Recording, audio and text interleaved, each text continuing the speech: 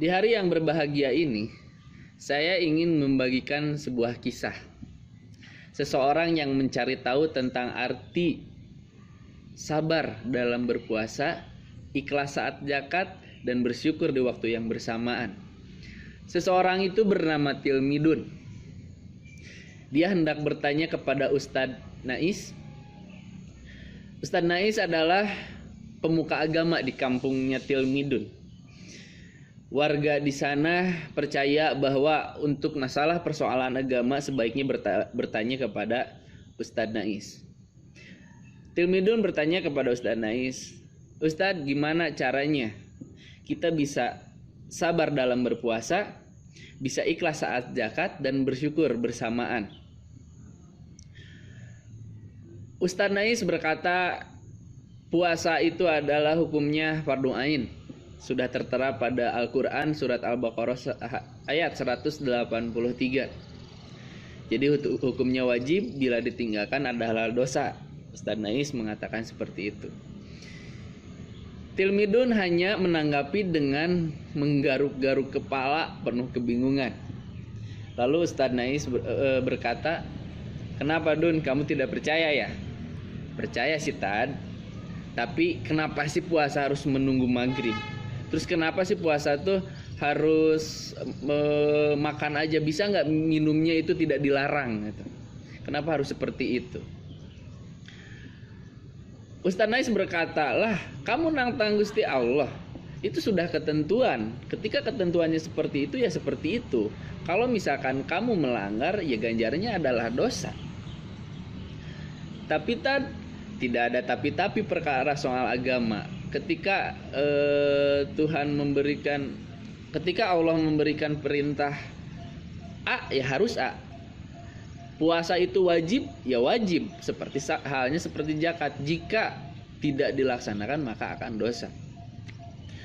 Akhirnya Tilmidun pun berpamitan pulang. Dia kembali dengan penuh rasa kebingungan. Akhirnya dia memutuskan untuk mencari tahu semua pertanyaan yang masih membingungkan dirinya itu, dan dia mengunjungi Gus Ammar di kampung sebelah. Gus Ammar itu adalah seorang pemimpin madrasah di sana. Dia adalah anak dari almarhum Kiai Ma'ruf. Assalamualaikum Gus. Waalaikumsalam. Tumben nih Dun, dari mana? Saya dari rumahnya Ustadz Nais. Lah kebetulan kemarin saya dari sana. Saya bingung, kata Tilmidun. Bingung kenapa? Saya bertanya malah didalilin sama Ustadz Nais.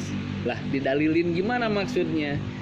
Iya, saya bertanya kepada beliau gimana caranya bisa sabar saat puasa, bisa ikhlas saat zakat, dan bersyukur di waktu yang bersamaan. Menurut Gus bagaimana? Bagaimana apanya? Ya itu pertanyaan saya tadi. Oh, masalah itu belum sempat Gus Ammar menjawab, Tilmidun sudah menyela, maaf Gus, saya sudah kebelet, saya ingin ikut dulu ke kamar mandi. Tilmidun ingin buang air besar. Hingga Gus Ammar mengarahkan ke pojok kanan. Di sebelah pojok kanan itu ada toilet. Lalu Tilmidun berlari ke toilet yang diarahkan oleh Gus Ammar. Lalu Tilmidun ketika menghampiri toilet tersebut, di pintunya ada tulisan toilet ini rusak. Hingga akhirnya Tilmidun kembali dan mengatakan, maaf Gus, toiletnya rusak. Oh iya saya lupa, kata Gus Ammar. Gus Ammar mengarahkan kembali, silahkan kamu masuk ke madrasah, gunakanlah toilet guru. Selang 15 menit waktu telah berlalu, Tilmidun kembali. Lalu Gus Ammar bertanya kepada Tilmidun, lega? Alhamdulillah lega Gus. Ya syukur kalau seperti itu. Ya hampir-hampiran menurut dia karena sudah kebelet. Lalu Tilmidun melanjutkan pertanyaannya. Jadi gimana Gus? Apanya yang gimana? Tanya Gus Ammar. Pertanyaan saya yang tadi yang ditanyakan di awal. Bukannya sudah ditanyakan oleh sudah dijawab oleh Ustadz Nais?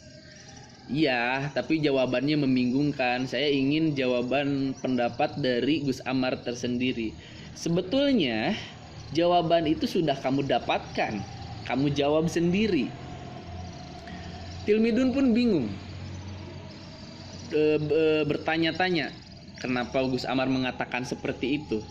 Lalu Tilmidun berkata, Gus Nais aja jawabannya bingung, kenapa Gus Amar menjelaskannya dengan hal yang bingung juga. Memang tadi saya menjawab apa, kata Tilmidun. Kamu memang tidak menjawab, kamu mempraktekkannya secara langsung. Ketika kamu hendak pergi BAB, kenapa kamu tidak disolokkan saja? Tidak mungkin lah Gus, saya malu kalau disolokkan. Belum lagi nanti kotoran saya baunya akan mengganggu orang lain.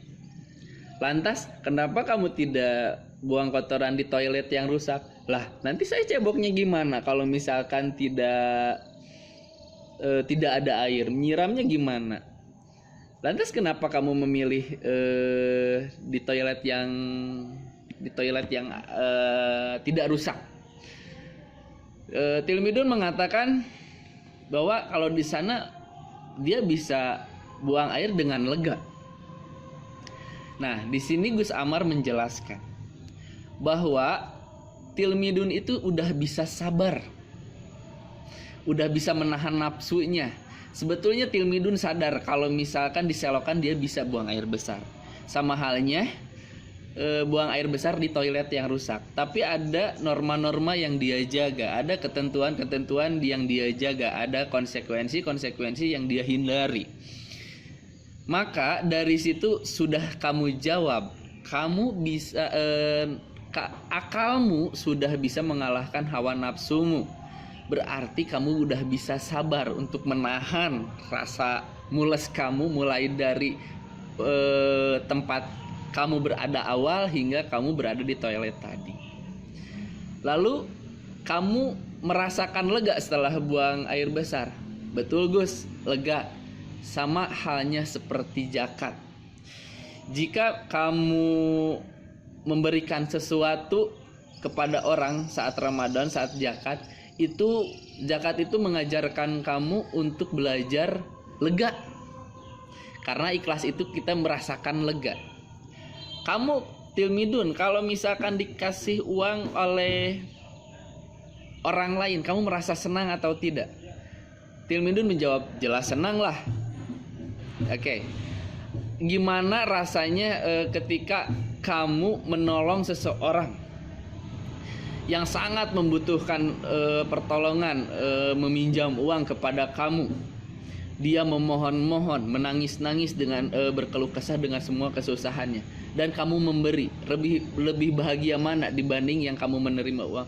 Ya lebih enak, lebih senang membagi uang kepada orang yang membutuhkan, Gus.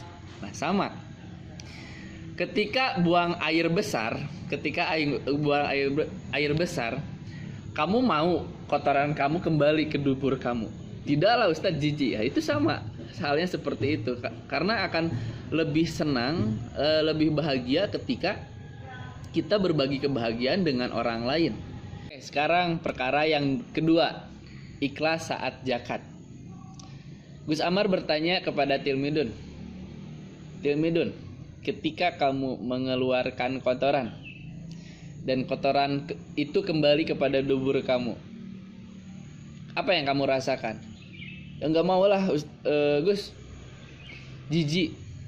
Nah, hal itu sama ketika kamu diberi uang oleh orang lain, kamu merasa senang atau tidak?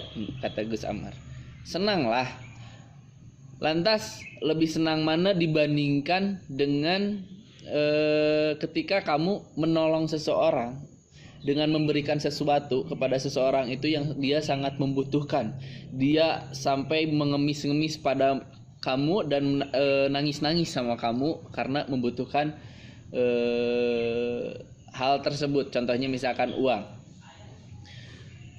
Kira-kira menurut kamu bahagia mana?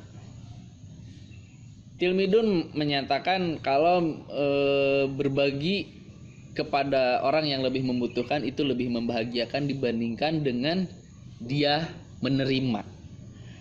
Itu sama filosofinya seperti tadi. Kalau kita yang menerima itu lebih tidak enak dibanding dengan kita memberi atau mengeluarkan. Itu lebih bahagia, lebih enak itu mengeluarkan. Lalu Gus Ammar bertanya kembali kepada Tilmidun, setelah kamu buang air besar, lega lah, semua beban hilang. Nah, sama halnya dengan zakat. Zakat itu mengajarkan kita untuk merasa lega, karena ketika kita sudah menunaikan kewajiban kita zakat di bulan Ramadan, maka kita akan merasa lega. Ketika kita lega itu kita berarti tandanya kita udah ikhlas, karena ikhlas itu tandanya, kalau kita udah ikhlas itu tandanya lega. Sama halnya ketika kamu buang air besar, lega, berarti kamu udah benar-benar rela mengeluarkan kotoran kamu, ikhlas. Ketika kamu memberikan sesuatu kepada orang lain dengan ikhlas, itu kamu akan merasa lega. Nah, lalu Tilmidun melanjutkan percakapan dari Gus Ammar. Berarti jika kita sabar dan ikhlas sampai Lebaran, kita juga akan merasa lega, Gus. Nah, betul. Berarti di sana kita udah merasa lega, karena yang tadi sudah disampaikan Gus Ammar bahwa dengan ikhlas gitu kita akan merasa lega. Jadi poin dari cerita hari ini bahwa ketika kita bisa mengalahkan hawa nafsu dengan akal kita bisa sabar menahan hawa nafsu kita, maka kita akan bertemu dengan yang namanya sabar. Dan ketika kita bisa berbagi kebahagiaan dengan orang lain dan kita bisa merasa lega dengan apa yang kita beri, insya Allah bahwa itu adalah sebuah keikhlasan. Sama halnya dengan kita merasa senang bertemu dengan Idul Fitri atau Lebaran, kita udah sabar sebulan menahan semua kesenangan, akhirnya kita berbahagia di akhir-akhir karena kita ikhlas menjalani selama bulan suci Ramadan. Inti dari kisah yang saya bagikan tadi, yang pertama, perkara sabar saat berpuasa. Ketika kita bisa menahan hawa nafsu dari semua maksiat seharian, berarti kita sudah belajar sabar. Yang kedua, perkara ikhlas. Ketika kita bisa berbagi kebahagiaan kepada orang lain dan kita menunaikan apa yang menjadi kewajiban kita membantu orang lain, kita akan merasa lega. Di sana berarti kita insya Allah bertemu dengan yang namanya ikhlas. Dan yang terakhir, bersyukur. Ketika kita bisa menahan segala hawa nafsu puasa tadi selama sebulan, dan kita bisa menunaikan ibadah zakat saat bulan Ramadan, ketika kita bertemu dengan ketika kita bertemu dengan Lebaran, ketika kita bertemu dengan Idul Fitri tadi, kita akan merasa senang, kita merasa berhasil, kita merasa bahagia karena kita telah melalui rintangan-rintangan selama bulan Ramadan. Mudah-mudahan kisah yang saya bagikan ini menjadi inspiratif buat teman-teman di rumah. Terima kasih telah menyaksikan. Wassalamualaikum warahmatullahi wabarakatuh. Assalamualaikum warahmatullahi wabarakatuh. Anak-anak, sekarang kan kita sudah memasuki bulan Ramadan ya. pasti setiap maghrib kita mempersiapkan apa ya namanya itu takjil ya. Nah, dalam mempersiapkan takjil biasanya ada gorengan, terus ada minum-minuman ya. Nah, hari ini ibu akan membuat salah satu minuman buat takjil ya, namanya es timun dengan biji selasi. Di sini ada bahan-bahannya ya. Yang pertama ada sirup melon, atau bisa juga sesuai dengan selera ya, ada melon atau koko pandan ya. Terus ada biji selasi. Biar gampang, biji selasinya dimasukkan dulu ke air yang panas biar cepat mengembang ya, seperti ini. Terus yang ketiga, bahannya ada timun, mentimun ya. Mentimun ini harus diserut dulu. Cara menyerutnya bisa menggunakan serutan buat keju ya. Ini ya caranya.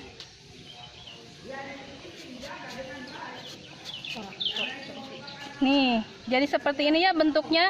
Tapi ingat, kalau menyerut timun jangan dengan bijinya ya. Kalau sudah nyampe bijinya udah kita berhenti, kembali lagi ke bagian yang selanjutnya ya. Terus yang keempat ada es batu ya. Boleh yang kecil-kecil, atau misalkan kalau di rumah punya yang besar dihancurkan dulu ya es batunya. Terus yang ketiga ada lemon ya. Yang pertama kita masukkan dulu timunnya dulu ya, secukupnya atau sesuai dengan selera. Ibu di sini akan membuat dua gelas ya, 2 gelas mentimun.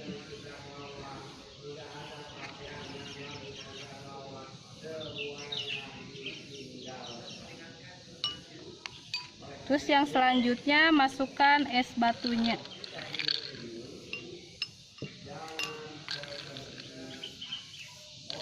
Es batunya juga sesuai dengan selera ya, mau banyak boleh.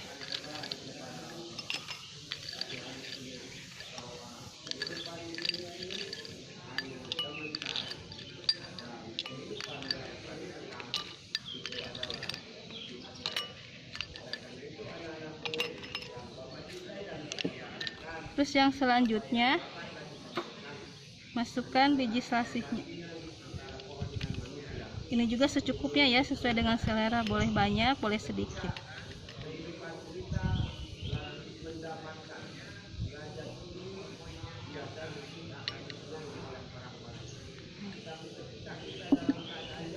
Selanjutnya kita tambahkan sirup melon.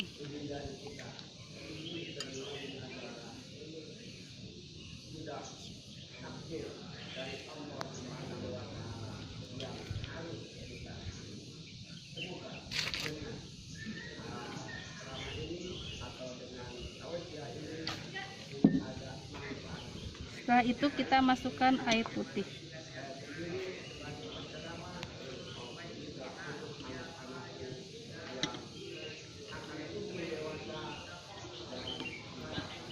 Biar manisnya rata ya, kita diaduk dulu.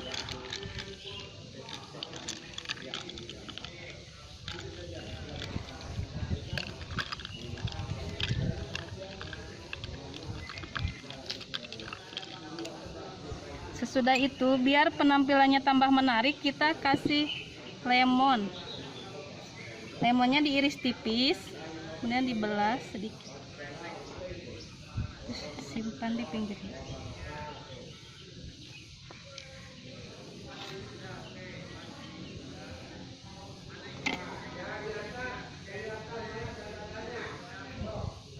Sudah jadi, namanya es mentimun dengan biji selasi. Terima kasih. Assalamualaikum warahmatullahi wabarakatuh.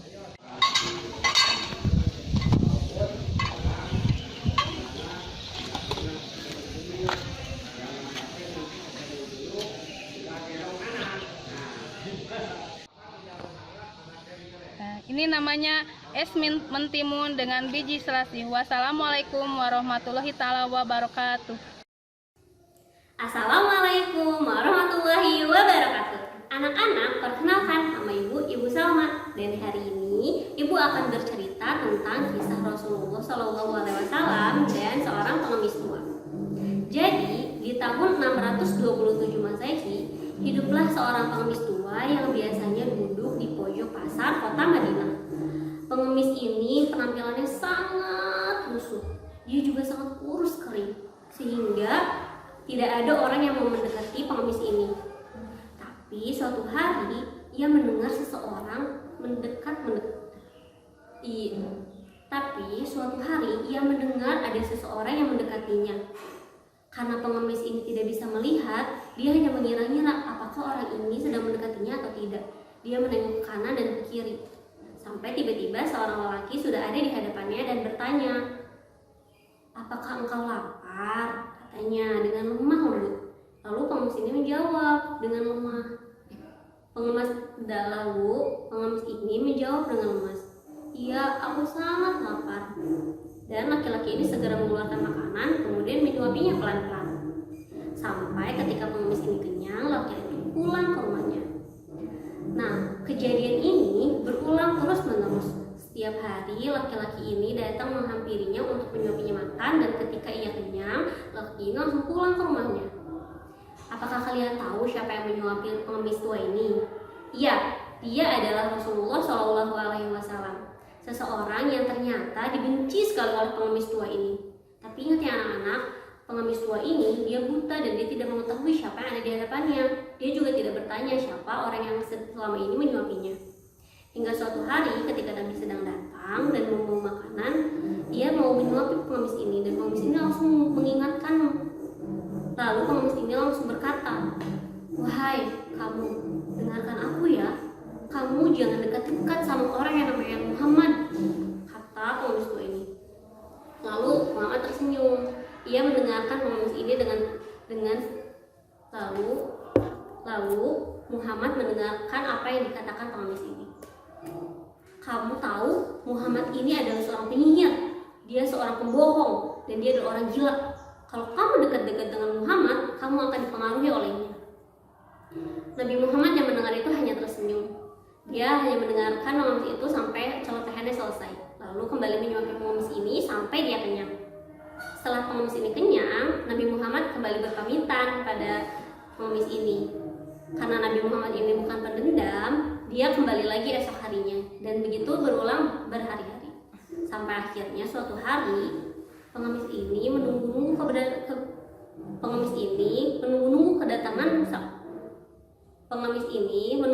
kedatangan lelaki yang biasa menyuapinya ini. Ia mendengar suara langkah yang mendekatinya, tapi langkah ini seperti berbeda. Ia duduk, kemudian menyuapi pengemis ini. Ia duduk, kemudian kembali menyuapi pengemis ini. Tapi ketika pengemis ini sedang mengunyah makanannya, ia berhenti dan berkata, "Kamu siapa? Kamu bukan orang yang biasa menyuapiku," kata sang pengemis. Lalu orang ini tetap menyuapi pengemis ini. "Tunggu, kamu siapa? Kamu bukan orang yang menyuapiku. Kamu bukan orang yang biasa menyuapiku," kata pengemis ini. Lalu dia berkata, "Aku orang yang biasa menyuapimu," katanya. "Bukan, kalau kamu orang yang biasa menyuapiku, aku tidak akan susah dalam mengunyah makanan ini. Kamu pasti akan membuat makanan ini lebih lembut." "Bukan, aku yang menyuapimu." Lalu orang yang ada di hadapan ini berkata, "Aku yang menyuapimu."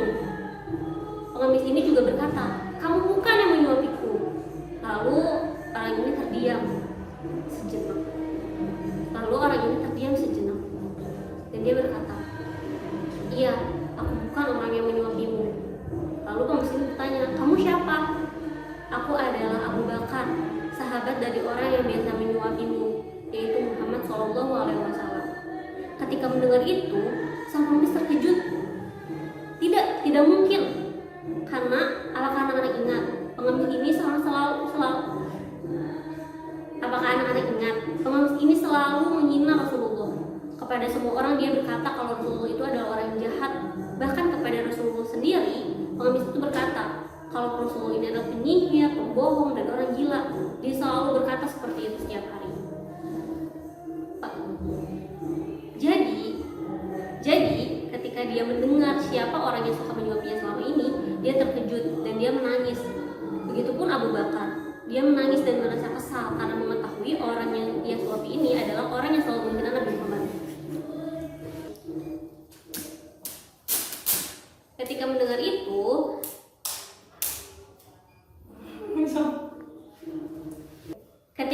itu, pengemis ini merasa sedih. Dia menyadari kalau dia selama ini suka menghina Nabi Muhammad SAW.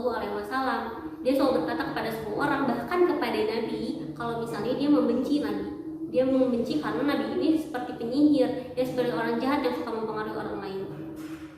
Semenjak itu, dia memutuskan untuk masuk Islam dan dia bertakwa kepada Allah Subhanahu wa taala, juga kepada Nabi Muhammad SAW.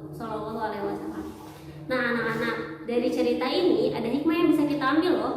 Kalau misalnya ada orang yang benci sekali kepada kita, kita tidak boleh membalas orang itu dengan membencinya kembali, tapi kita harus tetap berbuat baik. Dan kita juga tidak boleh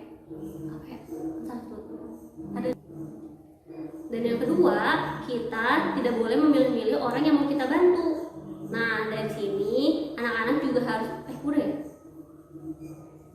Jadi anak-anak, hikmah dari cerita ini adalah yang pertama, kita harus berbuat baik kepada siapapun itu. Kita tidak boleh memilih-milih siapa yang akan kita berikan kebaikan atau siapa yang kita tolong. Yang kedua, kita juga tidak boleh kembali membalas kejahatan dengan kejahatan. Walaupun orang lain jahat sama kita nggak boleh membalas dengan kejahatan, tapi kita harus balas dengan kebaikan.